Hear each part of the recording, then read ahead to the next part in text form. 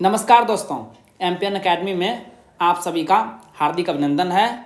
प्रस्तुत है Bihar current affairs. दोस्तों, इस वीडियो में हम लोग जनवरी 2023 के बिहार करंट अफेयर से संबंधित 30 महत्वपूर्ण मल्टीपल चॉइस क्वेश्चंस को हिंदी और अंग्रेजी दोनों भाषाओं में व्याख्या के साथ हल करेंगे। यदि आपने एमपीएन एकेडमी का टेलीग्राम का पब्लिक पेज नहीं ज्वाइन किया है तो तुरंत जाके अभी ज्वाइन कीजिए। सर्च कीजिए एमपीएन एकेडमी टेलीग्राम पर, आपको इस प्रकार से लोगो दिख जाएगा। पहला प्रश्न है, दिसंबर 2022 में जीएसटी प्रतिशत वृद्धि राजस्व के मामले में भारत में बिहार की रैंक क्या रही?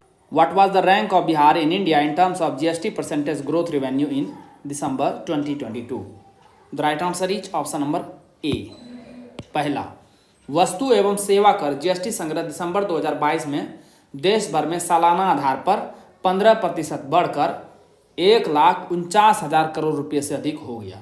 यह लगातार 10वां महीना है जब जीएसटी राजस्व 1.4 लाख करोड़ से अधिक रहा। बिहार ने राजस्व में सबसे अधिक 36% की वृद्धि दर्ज की। इसके बाद दूसरे स्थान पर रहा नागालैंड 30% के साथ और जम्मू कश्मीर रहा तीसरे स्थान पर 28% के साथ। बिहार जाति आधारित गणना 2022 का पहला चरण कब से कब तक चला? What was the duration of the first phase of Bihar caste-based census 2022? The right answer is option number B. 7 से 21 जनवरी 2023। पहले चरण के दौरान सभी घरों या किसी तरह के बसावटों पर नंबरिंग की गई और इनमें रहने वाले परिवारों की संख्या को अंकित किया गया। दूसरे चरण में इनमें रहने वाले सभी लोगों की पूरी विस्तृत जानकारी एकत्र की जाएगी। इसमें उनकी जाति के साथ ही व्यक्तिगत जानकारी के अलावा सामाजिक और आर्थिक स्थिति से संबंधित पूरा विवरण भी प्राप्त होगा। 4 जनवरी से 7 फरवरी 2023 तक मुख्यमंत्री नीतीश कुमार बिहार में किस यात्रा पर निकले थे? On which trip did chief minister Nitish Kumar go from 4th January to 7th February 2023 in Bihar? The right answer is option number D, Samadhan Yatra. पश्चिम चंपारण के बेतिया से यात्रा की शुरुआत हुई। मुख्यमंत्री ने कहा कि अपनी यात्रा के दौरान वह लोगों से जानेंगे कि उनकी समस्याएं क्या हैं, जो भी काम हुए हैं उनकी स्थिति जानेंगे और साथ ही कहाँ क्या कमी रह गई है उसको भी वह देखेंगे। धर्मगुरु दलाई लामा द्वारा बिहार के किस जिले में भारत तिब्बत विचार अध्ययन केंद्र की आधारशिला रखी गई है? In which district of Bihar the foundation stone of centre for Tibetan and Indian ancient wisdom has been led by the religious leader Dalai Lama? The right answer is option number A. गया, centre for Tibetan and Indian ancient wisdom का आधारशिला रखते हुए बोध गया में दलाई लामा ने कहा कि दुनिया में सबसे ज़्यादा धार्मिक सहिष्णुता भारत में है। केंद्रीय कानून मंत्री किरेन रिजिजू, राज्यसभा सदस्य Sushil Modi, Indian council for culture research के अध्यक्ष विनय सहस्त्रबुद्धे इस समारोह में शामिल हुए। कांग्रेस पार्टी की भारत जोड़ो यात्रा बिहार में किस जिले से शुरू की गई? Congress parties Bharat Jodo Yatra was started from which district in Bihar? The right answer is option number B, Banka. Banka जिले के मंदार से पार्टी के अध्यक्ष मल्लिकार्जुन खड़गे ने 5 जनवरी 2023 को हरी झंडी दिखाई। बिहार में 1200 किलोमीटर की यात्रा का समापन बोध गया में हुआ। दोस्तों, आप में से जिन लोगों को एमपीएन एकेडमी करंट अफेयर्स का पीडीएफ चाहिए उसके बारे में जानकारी यहाँ दी जा रही है। लेकिन आइए इससे पहले ये जानते हैं कि एमपीएन एकेडमी का पीडीएफ ही क्यों? क्योंकि हमने करके दिखाया है। दोस्तों, आइए आपको पिछले 5 एग्जाम्स की परफॉर्मेंस दिखाते हैं एमपीएन एकेडमी की। 66वीं बीपीएससी प्रीलिम्स की एग्जाम हुई थी। 42 प्रश्न पूछे गए थे एग्जाम में करंट अफेयर से संबंधित और 36 प्रश्न टैली हुए हैं। परफॉर्मेंस रहा है 85.71%। 2021 में बीपीएससी का तो कोई एग्जाम हुआ नहीं, तो हमने बिहार एसआई पीटी एग्जाम जो सबसे नेक्स्ट बेस्ट एग्जाम होता है उसे कंसीडर किया है। शिफ्ट 1 और शिफ्ट 2 दोनों मिला करके कुल 36 करंट अफेयर्स के क्वेश्चन आए थे और एमपीएन एकेडमी पीडीएफ से टैली हुआ है 31। परफॉर्मेंस रहा है 86.11%। 2022 में 3 एग्जाम्स हुए हैं। सबसे पहले 8 मई 2022 को हुआ था 67वीं बीपीएससी पीटी की परीक्षा, जो कि पेपर लीक की वजह से कैंसिल हो गया था। तो उसमें कुल 30 करंट अफेयर्स के क्वेश्चन आए थे और 26 टैली हुआ है एमपीएन एकेडमी पीडीएफ से। परफॉर्मेंस रहा है 86.67%। उसके बाद नेक्स्ट एग्जाम हुआ है एक सप्ताह के बाद 15 मई 2022 को बीपीएससी सीडीपीओ की पीटी परीक्षा, उसमें कुल 35 करंट अफेयर्स के क्वेश्चन पूछे गए थे और 30 टैली हुआ है एमपीएन अकेडमी पीडीएफ से। परफॉर्मेंस रहा है 85.71%। और 30 सितंबर 2022 को हाल ही में एग्जाम हुआ है 67वीं बीपीएससी प्रारंभिक री परीक्षा 2022। प्रश्न टैली हुआ है 33, पूछे गए थे कुल 39, तो लगभग 85% टैली हुआ है। दोस्तों इन सभी एग्जाम्स में पूछे गए प्रश्न और कहां से टैली हुआ है प्रश्न एमपीएन अकेडमी पीडीएफ से, सभी की जानकारी आपको एमपीएन अकेडमी के इसी यूट्यूब चैनल पर मिल जाएगी। उम्मीद है आपने एमपीएन अकेडमी का टेलीग्राम पेज ज्वाइन किया ही होगा, तो उस पर भी ये सभी वीडियो की इन्फॉर्मेशन मिल जाएगी। और यदि आप एग्जाम्स देने वाले हैं फ्यूचर में बीपीएससी के, तो ये प्रश्न आपको जरूर देखने चाहिए। इससे पता चलेगा कि बीपीएससी में किस प्रकार से करंट अफेयर्स के क्वेश्चंस पूछे जाते हैं और आप एमपीएन अकेडमी पीडीएफ का इस्तेमाल इस करंट अफेयर्स सेक्शन को क्रैक करने में कैसे कर सकते हैं। आइए अब जानते हैं कि क्या क्या मिलेगा इसमें आपको। तो 68वीं बीपीएससी प्रारंभिक परीक्षा का कोर्स इंग्लिश और हिंदी दोनों भाषाओं में अलग अलग दिया गया है। साल भर के करंट अफेयर्स को आप रिवाइज कर सकते हैं केवल 18 घंटों में। कैसे करेंगे इसे आप, आइए एक एक करके देखते हैं। 4 प्रकार के कंटेंट आपको मिलेंगे। एक तो वीकली करंट अफेयर्स एमसीक्यूज, इसमें कुल 50 पीडीएफ रहेंगे साल भर में। एक पीडीएफ को आपको रिवाइज करने में 6 मिनट का समय लगेगा, तो कुल 5 घंटे में आप weekly current affairs test series जो एमसीक्यूज पोर्शन है उसे रिवाइज कर पाएंगे। Monthly current affairs short notes 12 महीने का 12 पीडीएफ, एक पीडीएफ को रिवाइज करने में 30 मिनट्स का अप्रॉक्स समय लगेगा, तो कुल 6 घंटे में इसे भी आप एक बार रिवाइज कर लेंगे। थर्ड टाइप का कंटेंट रहेगा बिहार मंथली करंट अफेयर्स, कुल 14 पीडीएफ आपको मिलेंगे, 12 महीने का 12 पीडीएफ, एक यूनियन बजट और एक इकोनॉमिक सर्वे। कुल 30 मिनट का समय लगेगा एक पीडीएफ को रिवाइज करने में। इस प्रकार से 7 घंटे में इसे भी आप रिवाइज कर पाएंगे। तो तीनों समय को जोड़ देंगे तो 18 घंटे में आप पूरे साल भर के कंटेंट को सिस्टमेटिकली रिवाइज कर पाएंगे। अच्छा, आपको पता कैसे चलेगा कि आपका रिवीजन सही से हो रहा है कि नहीं हो रहा है? इसके लिए हमने इसमें ऐड किया है इस बार golden current affairs app based revision test series. 12 महीने का 12 टेस्ट होगा मंथ वाइज, उसके बाद 3 महीने के बाद एक टेस्ट होगा। तो इस प्रकार से साल भर में कुल 4 हो जाएंगे tri monthly test. Half yearly test 2 होगा 6 महीने में एक बार, उसके बाद लास्ट में 1 ईयरली टेस्ट। ये ऐप बेस्ड टेस्ट है, आपको रियल एग्जामिनेशन हॉल जैसा अनुभव प्राप्त होगा। आपको तुरंत रिजल्ट भी पता चल जाएगा कि आपका परफॉर्मेंस कैसा रहा है। दोस्तों एमपीएन अकेडमी के करंट अफेयर्स का तो कोई जोड़ मार्केट में है ही नहीं। MPN is champion in current affairs. इस बार हमने diamond static GK test series launch किया है। इसमें आपको स्टैटिक पोर्शन के कंटेंट मिलेंगे। कुल मिला के 25 टेस्ट सीरीज है इसमें, और एक टेस्ट सीरीज में 120 क्वेश्चंस होंगे। कुल मिलाकर के 3000 सबसे अति महत्वपूर्ण स्टैटिक जीके के क्वेश्चंस मिलेंगे विद एक्सप्लेनेशन। आइए अब जानते हैं कि ये पीडीएफ और टेस्ट सीरीज आपको मिलेगा कैसे। दोस्तों सबसे पहले यदि आपने एमपीएन अकेडमी ऐप डाउनलोड नहीं किया है तो गूगल प्ले स्टोर पर जाइए और एमपीएन अकेडमी सर्च कीजिए। वहाँ पर आपको इस प्रकार से एमपीएन अकेडमी का लोगो दिखेगा। आपको इस वीडियो के डिस्क्रिप्शन बॉक्स और पिन कमेंट सेक्शन में भी एमपीएन अकेडमी ऐप का लिंक मिल जाएगा। जैसे ही ऐप को इंस्टॉल करेंगे आप वहाँ पर चले जाएंगे आप स्टोर सेक्शन में, नीचे स्टोर सेक्शन मिलेगा ऐप के। वहाँ पर जाने के बाद आप कोर्स चुनें। 2 प्रकार के कोर्स उपलब्ध हैं, एक 68वीं बीपीएससी करंट अफेयर्स का कोर्स और एक diamond static GK test series. Hindi और इंग्लिश में अलग अलग कोर्स उपलब्ध है। ध्यान से कोर्स का लैंग्वेज सेलेक्ट करेंगे। हिंदी का कोर्स हिंदी में लिखा रहेगा और इंग्लिश का इंग्लिश में। जैसे ही कोर्स पर क्लिक करेंगे वहाँ पर पेमेंट का लिंक नीचे मिल जाएगा। बहुत ही मामूली शुल्क पर ये सभी सामग्री आपको प्रोवाइड की जा रही है। पेमेंट करते ही आपको कंटेंट सेक्शन में सारी सामग्री उपलब्ध हो जाएगी। उत्तर बिहार को सीधे उत्तर प्रदेश से जोड़ने के लिए किस नदी पर 11.24 किलोमीटर लंबा पुल बनाने की घोषणा हुई है? It has been announced to build an 11.24 kilometre long bridge over which river to directly connect north Bihar and Uttar Pradesh. The right answer is option number B, Gandak. यह देश का सबसे लंबा नदी पुल होगा। फिलहाल असम में ब्रह्मपुत्र नदी पर बना भूपेन हजारिका सेतु या ढोला सदिया सेतु भारत का सबसे लंबा नदी पुल है, जिसकी लंबाई 9.15 किलोमीटर है। बिहार राज्य पुल निर्माण निगम लिमिटेड पुल सह रोड निर्माण के कामकाज की देखभाल करेगा। बेतिया के भरपटिया स्थित NH 727 से उत्तर प्रदेश के कुशीनगर के पडरौना में NH 730 को जोड़ने वाले प्रस्तावित 4 लेन में इस पुल का निर्माण होगा। इसकी जो कुल लंबाई होगी ये होगी 29.22 किलोमीटर। बिहार के किस लोकसभा सीट से 4 बार सांसद रहे समाजवादी नेता शरद यादव का निधन हो गया है? Socialist leader Sharad Yadav, who was a 4-time MP from which Lok Sabha seat of Bihar, has passed away. The right answer is option number D, Madhepura. Sharad Yadav वर्ष 1990 में मंडल आयोग की सिफारिशों को लागू करने वाले नायकों में से एक रहे। तब केंद्र में बीपी सिंह की सरकार थी। वह देश के पहले राजनेता थे जिन्होंने 3 राज्यों से लोकसभा का चुनाव जीता। मध्य प्रदेश के जबलपुर से 2 बार, यूपी के बदायूं से 1 बार और मधेपुरा से 4 बार।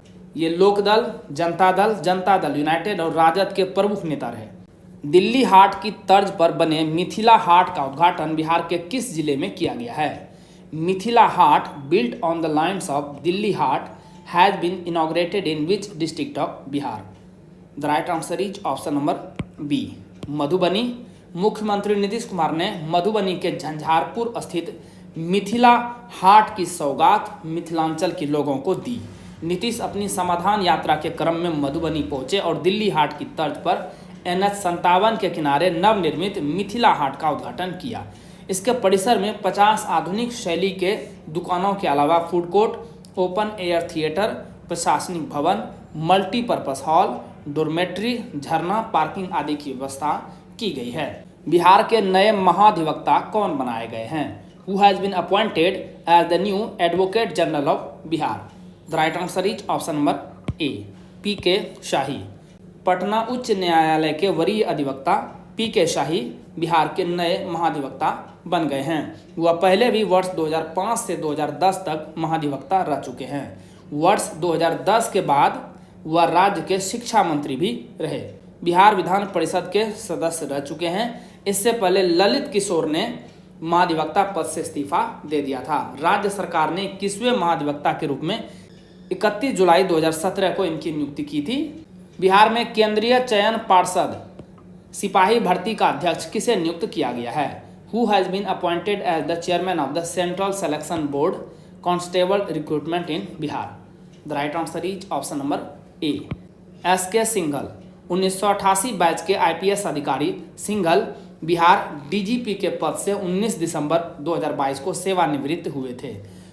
इन्हें 3 वर्ष के लिए इस परिषद का अध्यक्ष बनाया गया है। वर्तमान अध्यक्ष KS द्विवेदी का कार्यकाल 20 जनवरी 2023 को समाप्त हो गया। बिहार में जैविक खेती को बढ़ावा देने के लिए जैविक कॉरिडोर योजना के दूसरे चरण में कितने जिलों को शामिल किया गया है? How many districts have been included in the second phase of the organic corridor scheme to promote organic farming in Bihar? The right answer is option number D, 13। पहला चरण 2019 से 2022 तक चला था।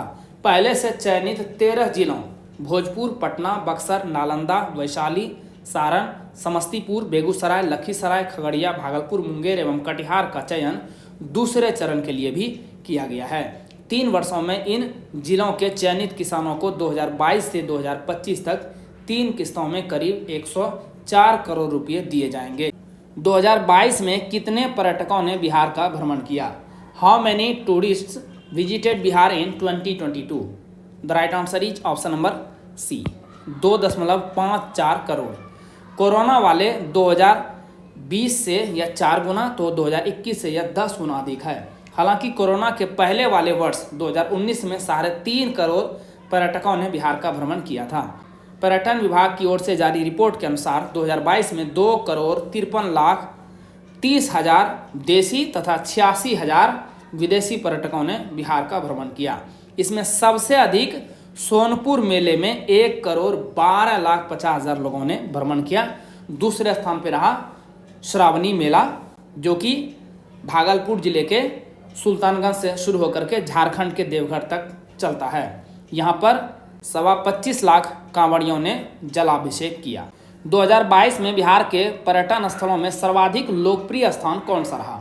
विच was the most popular tourist destination in Bihar in 2022? The right answer is option number C, Rajgir. कुल घूमने वाले पर्यटकों का बड़ा हिस्सा राजगीर घूमने वालों का है। दूसरे स्थान पे बोधगया रहा और तीसरे स्थान पे पटना तथा नालंदा का स्थान रहा चौथा। राजगीर में 18.5 लाख देशी और लगभग 20,500 विदेशी पर्यटकों ने भ्रमण किया। बोधगया में 11.25 लाख देशी और 23,500 विदेशी पर्यटकों ने सैर किया। बिहार में सबसे अधिक विदेशी पर्यटक बोधगया में ही आए। बिहार के किस गणितज्ञ को पद्मश्री पुरस्कार 2023 से सम्मानित किया गया है? Which mathematician from Bihar has been honoured with Padma Shri award 2023? The right answer is option number B, Anand Kumar.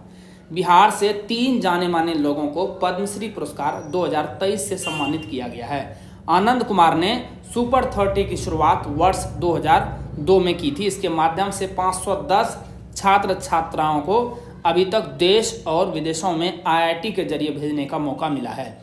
Anand Kumar ने पटना विश्वविद्यालय के BN कॉलेज से गणित से स्नातक तथा पटना विश्वविद्यालय से ही स्नातकोत्तर पूरा किया था। 52 बूटी साड़ी निर्माण से जुड़े बिहार के किस व्यक्ति को पद्मश्री पुरस्कार 2023 से सम्मानित किया गया है? Which person from Bihar associated with 52 Buti sari manufacturing has been awarded the Padma Shri award 2023? The right answer is option number C, Kapil Dev Prasad. 60 साल से सूत कटाई और 52 बूटी साड़ी से जुड़े नालंदा के बिहार शरीफ प्रखंड के 52 बिगहा के कपिल देव प्रसाद को पद्मश्री से सम्मानित किया गया है। नालंदा के हस्तकरघों से बुनी जाने वाली 52 बूटी हस्तशिल्प कला काफ़ी लोकप्रिय है। इसके माध्यम से तैयार की जाने वाली इस विशेष साड़ी को 52 बूटी साड़ी कहा जाता है। बौद्ध धर्म का प्रचार करने वाली इस साड़ी को नालंदा के नेपुरा गांव में सदियों से बनाया जा रहा है। पेपर मेसी कला के क्षेत्र में महत्वपूर्ण योगदान के लिए बिहार के किस व्यक्ति को पद्मश्री पुरस्कार 2023 से सम्मानित किया गया है? Which person from Bihar has been honoured with Padma Shri award 2023 for her significant contribution in the field of paper mache art? The right answer is option number D, Subhadra Devi. Subhadra Devi Madhubani जिले के पंडौल प्रखंड की रहने वाली हैं। 90 साल की सुभद्रा फिलहाल दिल्ली में परिजनों के साथ रहती हैं। इससे पहले इन्हें वर्ष 1980 में राज्य सरकार और 1991 में राष्ट्रीय पुरस्कार भी मिल चुका है। पेपर मेसी की खासियत यह है कि यह काफ़ी हल्का और टिकाऊ होता है। पटना में आयोजित गणतंत्र दिवस समारोह 2023 की झांकी में प्रथम पुरस्कार किस विभाग को मिला है? Which department got the first prize in the tableau of the republic day celebrations 2023 organised in Patna? The right answer is option number D, Panchayati Raj विभाग। गणतंत्र दिवस समारोह में बिहार सरकार के 12 विभागों की झांकियां निकाली गई। पंचायती राज विभाग की झांकी को प्रथम पुरस्कार मिला, जबकि कृषि विभाग की झांकी को दूसरा स्थान मिला।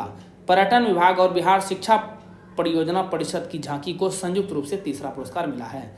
पुरस्कृत झांकियों में पंचायती राज विभाग ने सशक्त पंचायत समृद्ध गांव विषय पर, जबकि कृषि विभाग के कृषि निदेशालय ने कृषि यंत्र बैंक पर झांकी निकाली। पर्यटन विभाग के पर्यटन निदेशालय ने ओरनी डैम बांका और शिक्षा विभाग के बिहार शिक्षा परियोजना परिषद ने अपनी तो पाठशाला मस्ती की पाठशाला विषय पर झांकी पेश की। जनवरी 2023 में प्रकाशित निर्वाचक सूची के अनुसार बिहार में मतदाताओं की कुल संख्या कितनी है? What is the total number of voters in Bihar as per the electoral list published in January 2023? The right answer is option number B, 7.85 crore. राज्य के सभी 243 विधानसभा क्षेत्रों की निर्वाचक सूची का अंतिम प्रकाशन कर दिया गया है। प्रदेश में 5,85,116 नए मतदाता जुड़े हैं। ताज़ा आंकड़े के मुताबिक बिहार में 3,97,88,000 पुरुष और 3,60,23,000 के लगभग महिला मतदाता हैं। 2022-23 रणजी ट्रॉफी प्लेट ग्रुप के फाइनल में बिहार ने किस टीम को हराकर पहली बार प्लेट ग्रुप का चैंपियन बनने का गौरव हासिल किया है? Which team did Bihar defeat in the final of the 2020-23 Ranji trophy plate group to become the champion of the plate group for the first time? The right answer is option number B, Manipur. इस जीत के साथ बिहार ने elite group में अपना स्थान सुरक्षित कर लिया है। बिहार की टीम 47 वर्ष बाद रणजी ट्रॉफी के किसी ग्रुप में फाइनल में पहुंची है। पटना के मोइनुल हक स्टेडियम में खेले गए फाइनल में बिहार की टीम ने मणिपुर को 222 रनों से रौंद दिया। फाइनल मुकाबले में बिहार के शकीबुल गनी ने दोहरा शतक लगाया। बिहार क्रिकेट एसोसिएशन के अध्यक्ष कौन हैं? Who is the president of Bihar cricket association? The right answer is option number B, Rakesh Kumar Tiwari. News में क्यों है? बिहार क्रिकेट एसोसिएशन के अध्यक्ष राकेश कुमार तिवारी की अध्यक्षता में घोषित की गई कमेटी की सूचना संघ को वेबसाइट पर जारी कर दी गई है। टूर्नामेंट समिति के अध्यक्ष बने हैं डॉक्टर आनंद कुमार मिश्रा। अंपायर समिति के अध्यक्ष बने हैं एलपी वर्मा। कानूनी समिति के अध्यक्ष बने हैं अवधेश कुमार पांडे। इंफ्रास्ट्रक्चर कमेटी अध्यक्ष बने हैं देवज्योति। जनसंपर्क समिति के अध्यक्ष बने हैं कौशल किशोर सिंह और महिला क्रिकेट विकास समिति के अध्यक्ष बने हैं मनीष वर्मा। बिहार में दर्शनीय स्थलों की जानकारी देने के लिए किस पोर्टल का विकास किया जा रहा है? Which portal is being developed to give information about sightseeing places in Bihar? The right answer is option number A, Griha Darshan. राज्य के सभी थानों से लेकर तमाम दर्शनीय एवं प्रमुख स्थलों के बारे में विस्तृत जानकारी गृह दर्शन पोर्टल पर मिलेगी। अक्टूबर-नवंबर 2023 तक पूरी तरह से इसके काम शुरू कर देने की संभावना है। गृह विभाग ने सूबे के 1097 थानों को यह निर्देश जारी किया है कि वे अपना जीआई यानी जियोग्राफिकल इंफॉर्मेशन लोकेशन के अलावा अपने थाना क्षेत्र में आने वाले सभी मंदिर, पर्यटन स्थल, धार्मिक महत्व के स्थल, बैंक, महत्वपूर्ण स्कूल, सरकारी कार्यालय, रोचक स्थान, लोकप्रिय या प्रतीक स्थल की जानकारी को अपलोड करेंगे। वर्ष 2012 से 2021 के बीच बिहार ने बिजली क्षेत्र में कितने प्रतिशत की वृद्धि दर्ज की है? Between 2012 to 2021 what is the percentage growth of Bihar in the power sector? The right answer is option number D, 474%। 10 साल में देश ने जहां मात्र 43% घरों में बिजली की वृद्धि को पहुंचाया है, वहीं बिहार में 474% ज़्यादा घरों में बिजली पहुंची है। इसरो की ओर से विकास सूचकांक अध्ययन के तहत रात में ली गई तस्वीर से यह खुलासा हुआ है। इसरो की नेशनल रिमोट सेंसिंग सेंटर की ओर से रात्रिकालीन यानी नाइट टाइम लाइट एटलस समय में तस्वीर खींची। नासा और national oceanic and atmospheric administration के आंकड़ों के आधार पर यह सूचकांक तैयार किया गया है। देश के बड़े राज्यों में पिछले एक दशक में बिहार के बाद सेकंड स्थान पर रहा है केरल, जहां पर 119% की वृद्धि दर्ज की गई है। उत्तर बिहार में बाढ़ रोकने के उपाय सुझाने के लिए किनकी अध्यक्षता में एक विशेषज्ञ समिति का गठन किया गया है? Under whose chairmanship an expert committee has been constituted to suggest measures to prevent floods in north Bihar? The right answer is option number A, R K Jain. केंद्रीय जल आयोग के अध्यक्ष आर के जैन की अध्यक्षता में यह समिति बनी है। समिति बाढ़ प्रभावित क्षेत्रों की वर्ष 1984 से लेकर 2019 तक सैटेलाइट से ली गई तस्वीरों का अध्ययन करेगी। विभाग के अनुसार यहाँ से गुजरने वाली प्रत्येक नदी की ढलान बेहद तीखी है, यानी पानी को रोकना संभव नहीं है। साथ ही नदियों की जल वहन क्षमता भी बेहद कम है, जिसके कारण अधिक पानी आने पर यह पूरे इलाके में फैल जाता है। बिहार में नदियों के व्यवहार व चरित्र का अध्ययन करने के लिए किस जिले में अत्याधुनिक भौतिक प्रतिमान केंद्र का निर्माण कराया जा रहा है? State of the art physical modelling centre is being constructed in which district to study the behaviour and character of rivers in Bihar? The right answer is option number A, Supaul. Supaul के वीरपुर में बन रहा अत्याधुनिक भौतिक प्रतिमान केंद्र यानी फिजिकल मॉडलिंग सेंटर जून 2024 में बनकर काम करने लगेगा। नदियों के हाइड्रोलिक गुणों के अध्ययन के लिए यह पुणे स्थित centre water and power research station के बाद भारत का दूसरा संस्थान होगा। इसके निर्माण पर राज्य सरकार 94 करोड़ रुपये खर्च कर रही है। इसके बनते ही प्रारंभ में यहाँ कोसी नदी के विभिन्न तटबंध एवं स्पर का मॉडल टेस्ट होगा। केंद्रीय युवा कार्यक्रम एवं खेल मंत्रालय द्वारा राष्ट्रीय युवा पुरस्कार 2019-20 से किसे सम्मानित किया गया है? Who has been honoured with the national youth award 2019-20 by the union ministry of youth affairs and sports? The right answer is option number D, Arunesh Kumar. Patna training college Patna विश्वविद्यालय के छात्र अरुणेश को यह पुरस्कार धारवाड़ हुबली में 12 से 16 जनवरी 2023 तक आयोजित 26वें राष्ट्रीय युवा महोत्सव के दौरान दिया गया। अरुणेश ने बताया कि यह पुरस्कार उन्हें समाज के प्रति उनकी उत्कृष्ट सेवाओं को देखते हुए दी गई है। महिला पुलिस कर्मियों की संख्या के मामले में बिहार का देश में कौन सा स्थान है? What is the rank of Bihar in the country in terms of number of women police personal? The right answer is option number ए। पहला, बिहार में पुलिस वालों की कुल संख्या अभी 1.2 लाख है। इनमें से महिला कर्मियों की संख्या लगभग 29,000 है, जो देश में सर्वाधिक है। वर्तमान में राज्य में महिला पुलिस कर्मियों की संख्या प्रतिशत में देखेंगे तो 24.5% के लगभग है। पुलिस महकमे में 2023 में 65,000 से अधिक कर्मियों की बहाली होनी है। राज्य में सरकारी नौकरियों में महिलाओं के लिए 35% पद आरक्षित कर दिया है। तो यदि ये सभी की बहाली हो जाती है तो महिलाओं की संख्या पुलिस बल में 29% से अधिक हो जाएगा बिहार में, जबकि राष्ट्रीय औसत है मात्र 16.05, यानी राष्ट्रीय औसत से लगभग दोगुने स्थिति में है बिहार। असर रिपोर्ट 2022 के अनुसार बिहार के आंगनवाड़ी केंद्रों में 3 साल के बच्चों के नामांकन का औसत प्रतिशत कितना है? What is the average percentage of enrollment of 3-year-old children in Anganwadi centers of Bihar as per Asar report 2022? The right answer is option number C, 66.9%। 3 साल के बच्चों के नामांकन का राष्ट्रीय औसत देखेंगे तो वह है 66%। 4 साल के बच्चे के नामांकन का राष्ट्रीय औसत 61.2% है राष्ट्रीय औसत, और बिहार में है 67%। और 5 साल के बच्चे का देखेंगे तो राष्ट्रीय औसत है 35.3% और बिहार का है 45.8%। तो बिहार वर्ष 2018 से ही इस मामले में राष्ट्रीय औसत से आगे है, और पिछले 5 साल में आंगनबाड़ी केंद्र में 10% नामांकन बढ़ा है बिहार में। असर रिपोर्ट 2022 के अनुसार बिहार में 1ली से 8वीं तक के कितने प्रतिशत बच्चे स्कूल से बाहर हैं? According to ASER report 2022, what percentage of children from 1st to 8th are out of school in Bihar? The right answer is option number A, केवल 2%। प्रथम एजुकेशन फाउंडेशन द्वारा annual status of education report यानी ASER ग्रामीण 2022 जारी कर दी गई है।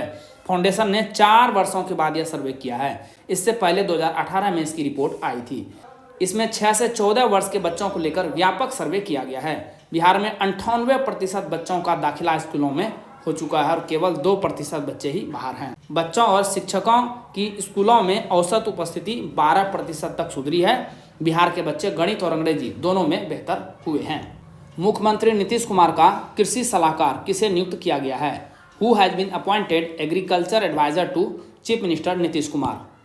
The right answer is option number B, doctor Mangala Rai. ICAR के पूर्व महानिदेशक और मूल रूप से उत्तर प्रदेश के मऊ के रहने वाले डॉक्टर मंगला राय चौथे कृषि रोड मैप के लिए मार्गदर्शक के रूप में काम करेंगे। बिहार के पहले रोड मैप जो कि 2008 से 2012 तक था के समय भी ये मुख्यमंत्री के कृषि सलाहकार के रूप में काम कर चुके हैं। दोस्तों, जैसा कि बताया गया है, इस वीडियो लेक्चर का PDF आपको एमपीएन एकेडमी ऐप पर प्राप्त होगा। दोस्तों, इन PDF के सहारे आप इस वीडियो लेक्चर को आसानी से 5 से 6 मिनट में रिवाइज कर पाएंगे, जिससे आपका बहुत सारा समय बचेगा, जिसे आप स्टैटिक पोर्शन पर लगा सकते हैं। This is very very important. दोस्तों, एमपीएन एकेडमी ऐप का लिंक आपको इस वीडियो के डिस्क्रिप्शन बॉक्स और पिन्ड कमेंट सेक्शन में भी मिल जाएगा। चलिए अंतिम प्रश्न को हल करते हैं। बिहार के किस जिले में मल्टी मॉडल लॉजिस्टिक पार्क के निर्माण की घोषणा की गई है? In which district of Bihar the construction of multi modal logistic park has been announced? The right answer is option number B, Patna. राज्य सरकार ने पटना जिले के फतुहा में मल्टी मॉडल लॉजिस्टिक पार्क के निर्माण का फैसला लिया है। इस पार्क का निर्माण पूंजीगत निवेश के लिए विशेष सहायता योजना 2022-23 के तहत किया जाएगा। राज्य सरकार द्वारा इसके लिए 100 एकड़ भूमि की अधिग्रहण की योजना बनाई गई है, जिस पर 169 करोड़ रुपये खर्च होगा। भूमि अधिग्रहण की लागत का 50% खर्च national highway logistic management limited द्वारा अपने संसाधन से किया जाएगा। केंद्र सरकार की आर्थिक मामलों की मंत्रिमंडल समिति ने देश में 35 स्थानों पर मल्टी मॉडल लॉजिस्टिक पार्क के विकास की मंजूरी दी है। दोस्तों, जनवरी 2023 महीने के बिहार करंट अफेयर से संबंधित जितने भी महत्वपूर्ण प्रश्न बन सकते थे, उसे हमने 30 MCQs में शामिल किया है। लेकिन दोस्तों, इसके अलावा भी बहुत सारे ऐसे करंट अफेयर्स होते हैं, अतिरिक्त करंट अफेयर्स होते हैं, जो कि उतने महत्वपूर्ण नहीं होते हैं, लेकिन कई बार एग्जाम में दिखाई दे जाते हैं। इसी के लिए हमने ये चलते चलते सेक्शन बनाया है।